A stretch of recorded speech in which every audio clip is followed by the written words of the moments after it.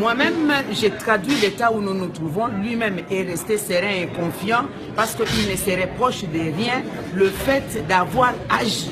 Comptez-vous faire recours? Mais naturellement, nous allons suivre, c'est la procédure normale. La défense va faire appel. Nous allons interjeter appel. Ce qui est tout à fait normal, c'est son droit le plus légitime. Merci beaucoup. Et donc, pour vous, ce verdict n'est pas en rapport avec la réalité de la responsabilité de M. Bemba dans ces crimes? Tout à fait. Le verdict n'est pas en réalité. Parce que moi, je parle de conclusions, des résumés des conclusions de la Cour. La Cour a reconnu que la guerre a opposé Bozizé et Patassé. Et la Cour a reconnu qu'il y a eu autant de troupes alliées à Bozizé, il y a eu autant de troupes alliées à Patassé. Mais là, la Cour n'a poursuivi que le MLC. Ça, c'est la première chose. La Cour a reconnu aussi que Jean-Pierre Bemba, à entendre seulement qu'il y avait eu des exactions en République centrafricaine, a agi. Il a agi comme il se devait, mais la Cour dit c'était insuffisant. Par exemple, la Cour dit avant de déployer les troupes, M. Bemba aurait dû former d'abord les troupes. Mais la Cour a reconnu aussi que M. Bemba avait saisi officiellement les Nations Unies par le biais de son représentant, le commandant, le général Cissé. Mais la Cour ne nous a pas dit ce que les Nations Unies ont fait. La Cour nous a dit aussi que M. Bemba avait saisi la FIDH. Mais la Cour ne nous a pas dit qu'est-ce qu'on a fait au niveau international en termes d'enquête, en termes de poursuite, en termes d'exaction. Donc la Cour, pour moi, n'a vu que le verre à moitié vide, n'a pas vu le verre à moitié plein. Un individu qui organise des troupes, qui agit, mais une institution comme les Nations Unies qui n'agissent pas, une république comme la République centrafricaine qui n'agissent pas, la Cour n'a pas vu ça. C'est là où, en tant que juriste en droit international aussi, je me dis, où allons-nous pour la crédibilité de la Cour? Et pourquoi Jean-Pierre Bemba se retrouve tout seul au banc des accusés la question est à poser à la Cour parce que j'ai vu que c'est une justice sélective. Parce que au départ, on devait avoir les auteurs directs. Parce que la Cour l'a reconnu que c'était une guerre qui opposait M. Patassé et Bozizé. M. Patassé qui était le président de la République légitimement et légalement élu. Alors, c'était les deux protagonistes. Et la Cour, je le répète, a reconnu que et Patassé et Bozizé, chaque parti avait des alliés. N'est-ce pas? Alors, la Cour a dit aussi que M. Bemba avait agi lorsqu'il a appris que une des parties alliées de M. Patassé aurait commis des exactions, donc l'armée ALC, et au vu de cela, la Cour a reconnu que M. Bemba s'est déplacé pour rencontrer le général Cissé, Babacar Cissé.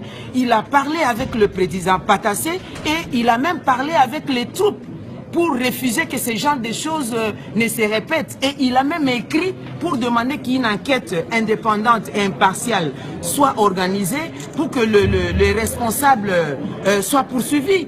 Ni les Nations Unies, ni la République centrafricaine, personne n'a agi. Mais la Cour a reconnu que Jean-Pierre Bemba a agi en ouvrant une enquête au niveau de la Cour martiale et en poursuivant certaines personnalités et en essayant aussi de limoger certains autres responsables. Mais seulement la Cour dit que c'était des mesures insuffisantes. Là, moi je me pose beaucoup de questions en tant qu'expert juriste et je mets de côté d'abord ma qualité de secrétaire général. Madame la secrétaire générale, pour le code de 243, croyez-vous que ce procès est hautement et purement politique?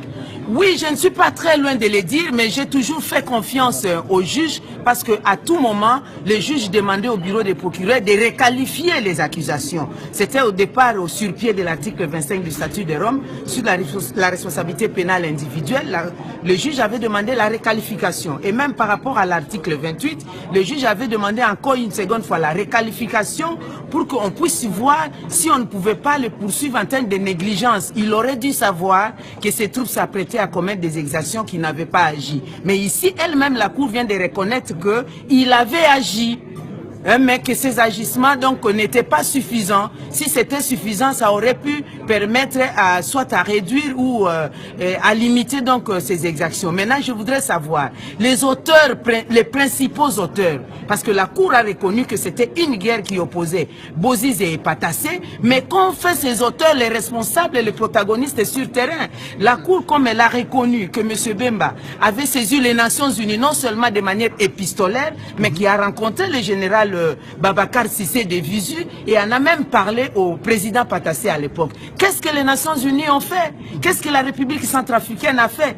Tout ça, ce sont des questions que nous devions nous poser. Voilà pourquoi nous parlons d'une justice sélective et que nous allons utiliser notre droit d'appel. Nous allons le faire. Mais là, on aurait voulu que cette conclusion se conclua, si vous voulez, par les peines, mais on ne nous a pas donné les peines, donc nous restons encore en suspens pour savoir quelles seront les peines, donc le barème des peines qui se trouve dans le statut de Rome sur la négligence. Est-ce que le MLC avait prévu un plan B en cas de condamnation? Y a-t-il un plan B?